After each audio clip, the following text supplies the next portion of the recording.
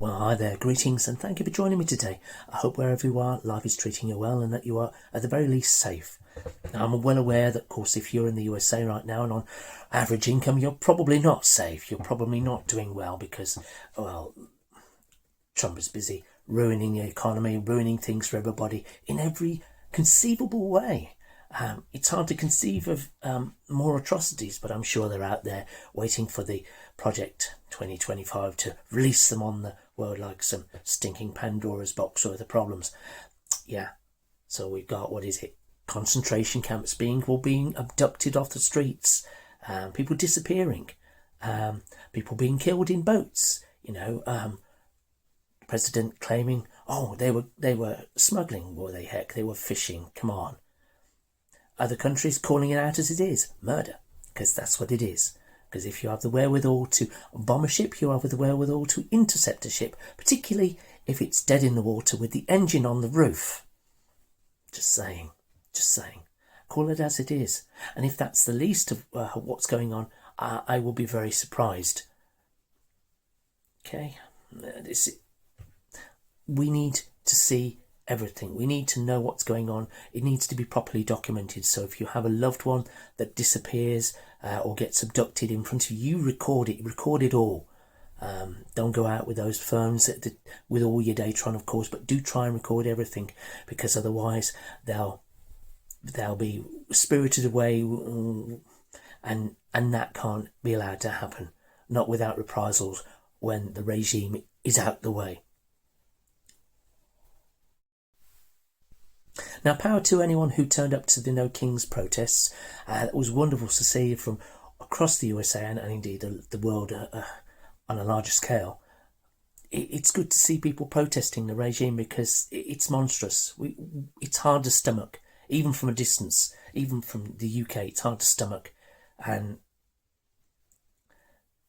we can only do so much from afar, but we can sure make our voices heard. Because if you don't say something, if you don't put it out there, then your descendants, people of the future, will think, well, you were okay with it. No, we're not okay with it. We're not okay with the fascist regime that is the Trump regime. No, we're not. And it's time for that one to go. And all that it could do while people were protesting in the streets, making their voices heard, which is their right, all that it could do was post a wretched AI video of him throwing muck all over the people. Yeah, it's a metaphor for exactly what he's been doing for the past couple of months since he came to office.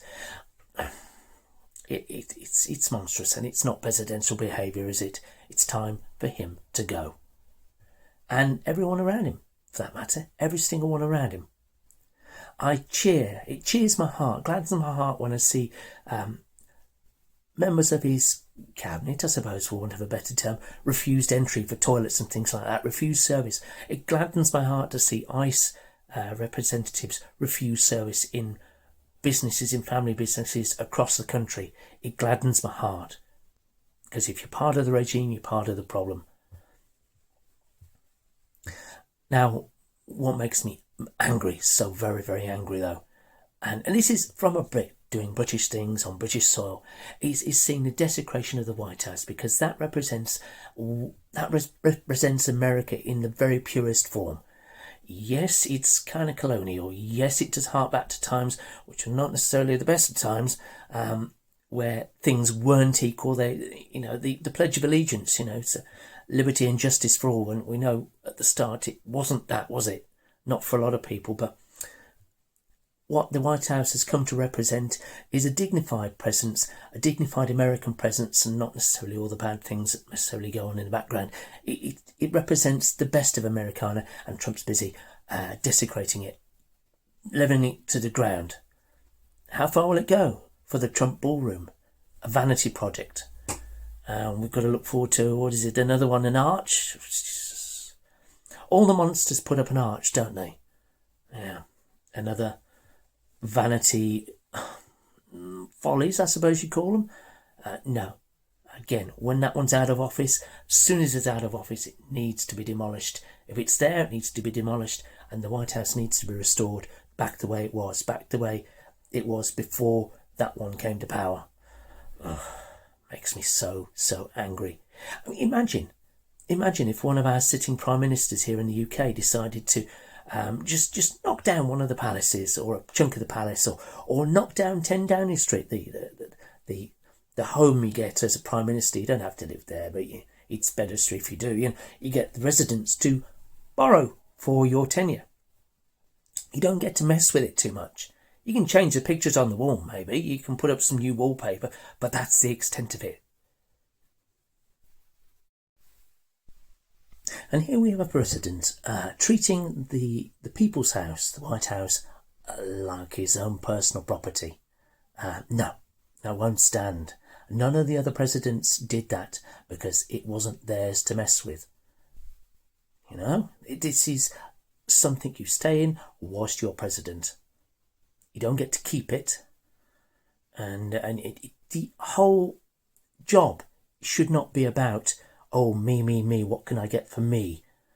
It should not be about going abroad and getting foreign countries and tycoons to give you things. It should not be about that. You should be going around dignified and respectful, representing your people, doing the best for all your people. Every single one of them, no matter how wealthy they might be or otherwise.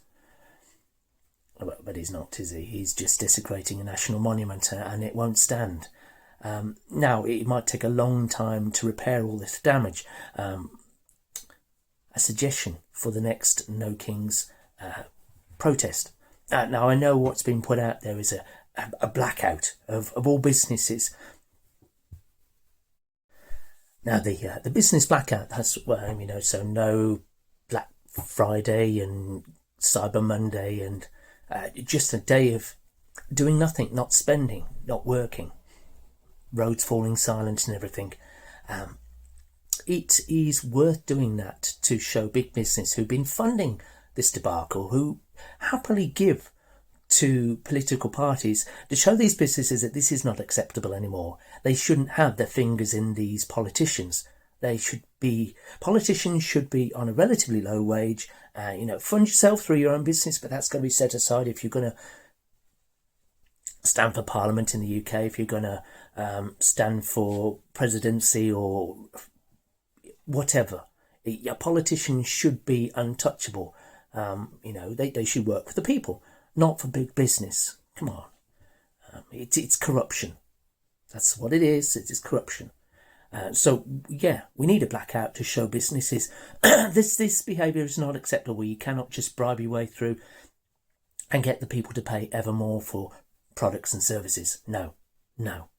Because prices have been jacked up for no good reason. We know it is the case. What I think would be quite nice would be to have another protest. Let's call it, I don't know what it would be, maybe a fourth protest at this point.